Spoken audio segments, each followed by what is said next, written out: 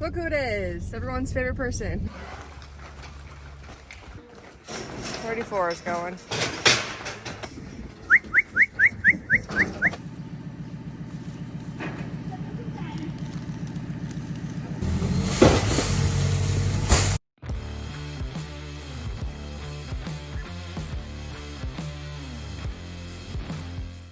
Check out our sponsor of today's video. Casual Cattle Conversations is the cattle producer's place to find an array of resources to improve their operation while also being a part of a supportive producer-based community. Check out Shay's podcast and her Rancher Mind events to learn more.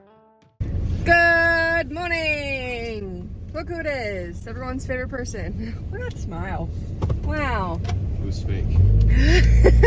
We're headed to the farm. We gotta haul some cull cows today, so Nathan's gonna do that while he goes up that way to go trim some horses. This is gonna be a grand old time, but we're gonna take the last, I think it's 9 cull cows. One of them is our, should have been a bred coming 3-year-old, but she's not. And then the other one is the young one, the rest of them are the older cows. So, you excited? So excited.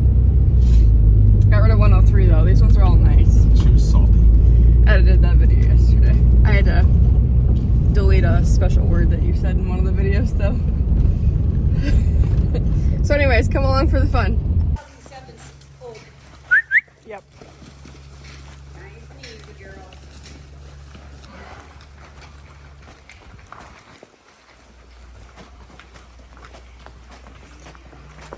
All the friends are leaving. Hi, kiddos. I always have to make a mess of the water fountain and play with it.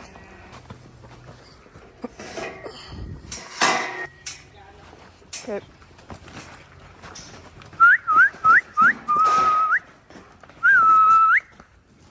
Come on, girls, let's go.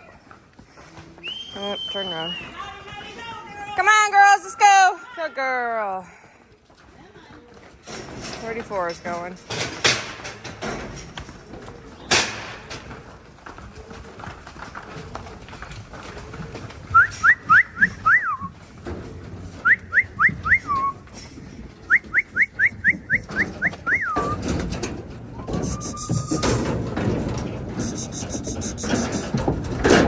There we go.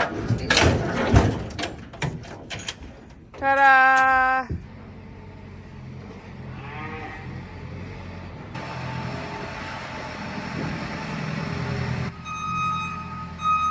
We're testing the theory out.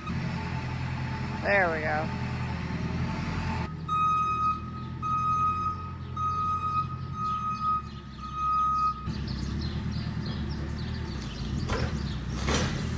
Ta-da! I mean, it works. He might just figure out the angle, and I think it wouldn't be as bad. Are you guys excited?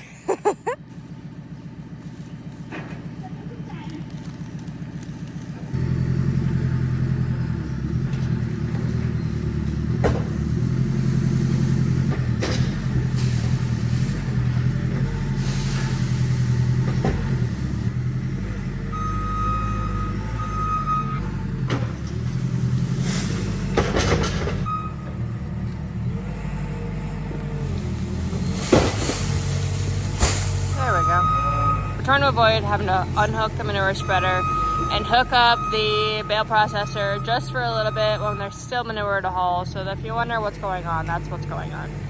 That's why we're not using the bale processor, even though we could because these are new bales. Try the other gate.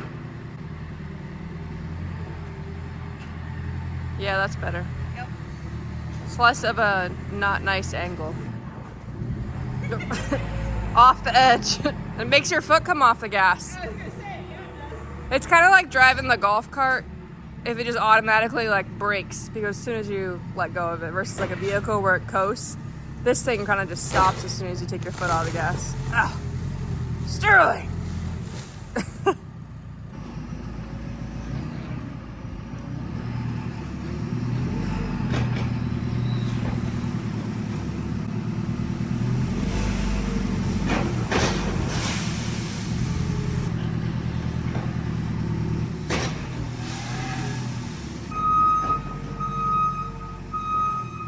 Alright, kids, are you so excited? They're all like, oh, listen! But now they're good with the cold weather coming. Otherwise it kind of gets a little like wet in spots, and you don't want them to stay dry because that keeps them warm with very below sub-zero wind chills coming tomorrow. Woo-wee.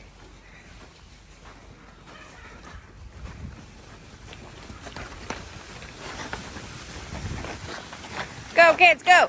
Go kids, go!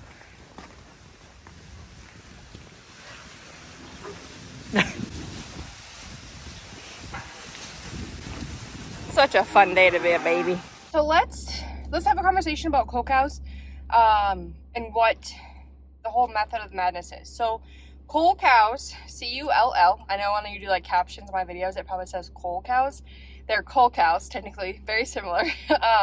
They are cows that are being culled or removed from the herd for various reasons. Most likely, when you hear of cull cows in a beef operation, it is going to be because they did not breed back or they had some sort of issue being a mother. So right now, this time of year with us culling, we're likely culling cows that are open, aka not pregnant. They did not settle to breeding, whatever the reasoning was. A lot of those cows that went today were quite a bit older. All of them besides 2 were 10 plus years old the way it looks, or the way their teeth were when I looked at them. Because some of them are cows we bought, and so I don't know for sure, but then like there were some of our cows that we know were old when we bought them, so they clearly like, it's time for them to move on. 2 of them were 3-year-olds, so they were what would have been coming second calvers off of their first calf ever this spring. So they were heifers this 2024 spring, would have been coming second calvers in 2025. However, they did not breed. That is the hardest year for breed back to occur in cattle, is coming off of their very first calf. They're still growing, they're still kind of developing, they're nursing a calf, they're kind of like their body's trying to figure stuff out. It's just the hardest time generally for them to breed back. We did have most of them breed back, so that's awesome. It was just the 2, pretty average percent I would say for first calf heifers just not breeding back. So overall, with the opens that we had in our herd this year due to breed back, it was not terrible. It was a little bit higher percentage than we've had in the last little while, but we do have a lot of older cows that are going to be fading out and kind of moving into this new generation of our herd. So when we built the barn, we bought those 88 head from West River, South Dakota. And then we also bought some cows from the sale barn, and we all knew like they were mostly older. The cows we bought from the sale barn were broken mouth or, you know, like 7, 8, 9-year-olds. So knowing that, we've had them for 2 years, like they're reaching that 10 or so years. And a lot of the red tags of our own cows, like 103 was 15 years old, right? Like that is very old for a cow. So I would say like our own genetics, it's pretty common for those cows if they don't get phased out by like not breeding back that first year or having some sort of injury or something random happen, they usually make it to like 12, 13, 14. Our cows are babied compared to like West River, you know, like ranchy type situation of cows. You guys see that they're very tame, they're in a barn, etc. So breed back can be a little bit better because they're not having to battle range country elements, etc. But I just do think we have some really good longevity in the genetics in our herd too, which I'm really excited about. So with the cull cows, they got sold to a local auction, a local sale barn. It's about 30 minutes down the road from us, and they are going to run through today. The sale is on a Tuesday, so I think it's like they have pigs before, and then cows I think are 11 a.m. or so. So they will run through the ring. They'll sort those 9 head based on their size, their finish, their age, and then they'll sell them in their little groups here and there, and then the buyers will buy them. They could either be purchased by a packer-related purchaser right away and go to the beef packing plant if they're finished enough, meaning they have enough fat on them to produce, you know, the good quality meat and stuff that they're looking for, or someone that has a cull cow feedlot will purchase them to put some additional weight on and then sell them later as fat cows ready to go be slaughtered. So now you know the entire process, method of the madness. A cull cow feedlot is very similar to our traditional style feedlot with outside pens usually. They can be inside sometimes too. They just aren't on feed as long. Usually they can get them pretty finished in a couple of months depending on the cows, how green they are, meaning how much weight they have on it. With cull cows, there's a really good market for them right now. Cull cows are worth quite a lot because beef prices are very high. I mean, I remember a handful of years ago, we were hoping to get $600-700 a pop. Now, cull cows are going for $1,500, $1,600, $1,700, $1,800, which is what you could buy bred cows for a couple years ago. So the cattle market's at a high. We talked about that a little bit with the beef, you know, fat cattle we have in for the feedlot. Cull cows are also up there high. So yes, we had 7% open, a little bit higher than normal for us. I think usually we've been sitting in that like the 3 to 4 range. But honestly, this year's okay because they were mostly cows that I was not sad to see go. They were older, they're phasing out, it's their time to move on. And we're getting some good money for them, hopefully. So this video right here was not recorded on the same day as I filmed having these cows leave. I did get the check in the mail for the cull cows. Just kind of giving you an idea of what they're worth and why cull cows are such an asset to the beef industry. Obviously, it depends upon the cattle cycle where we're at market-wise. Markets are very high right now, so cull cows are worth a lot because they're in demand for the byproducts and the beef that they get from them. So for my coming 3-year-old that did not breed, we got $1.30 per pound for her, and she was 1,200 pounds, so it was just over $1,500 for her. To put in perspective, a couple years ago when we were buying cows, that's what cows were going for as breds. Now bred cows are going for $3,000. Even more than that. I've seen heifers go for $3,500, $3,600, which is insane to me. But that's where we're at in the cattle cycle, right? So, you know, you're getting $1,500, $1,600, $1,700 for cows. If they weigh more, obviously you're getting more for that. But that group of culls was a nice thing to have, to be honest. When you have older cows that are phasing out, they're not our favorites anyways. They weren't, it's not like it was like 20 of our top cows that were leaving. It's kind of a good time to have those culls because in a couple years, we're gonna probably be getting $500 for cull cows. So just kind of putting that in perspective when you can get $1,500, $1,600, and $1,700 for those bigger cows versus in a couple years when we're fighting to get like $600. Like I remember when I bought my cows and I had a bunch of opens and we were lucky to get like $800 for them, and you're like, awesome. So just a little perspective for you of the fun, but someone's gonna make some good money on them because you bought them for $1,500, and yeah, they paid more for them, but they can go put 90 days of feed on them, on those young cows, and get $2,600 for them, and they're gonna have a couple $100 to feed. So anyways, I just wanted to provide that little bit of intel of what cull cows are worth in our area. But that's the method of the madness for cull cows.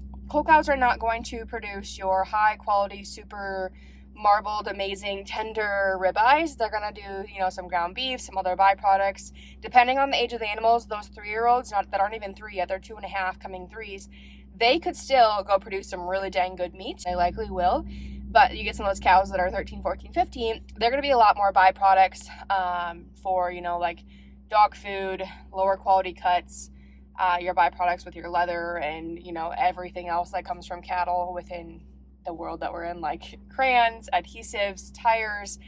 There's all kinds of like fluids in your vehicle here that have cattle byproducts in them. So the more you know, but cull cows are a super important role in the industry. They provide a lot of beef and byproducts for the world to get to outside of what you would think based on traditional, you know, feedlot cattle headed to the packer type of situation. In the end, it's a business. I really would have loved to see that blue tag 2402 be pregnant because she raised my favorite calf this year, but it happened. So as always, make sure you hit that subscribe button. Let me know if you have any questions, and we'll see you next time.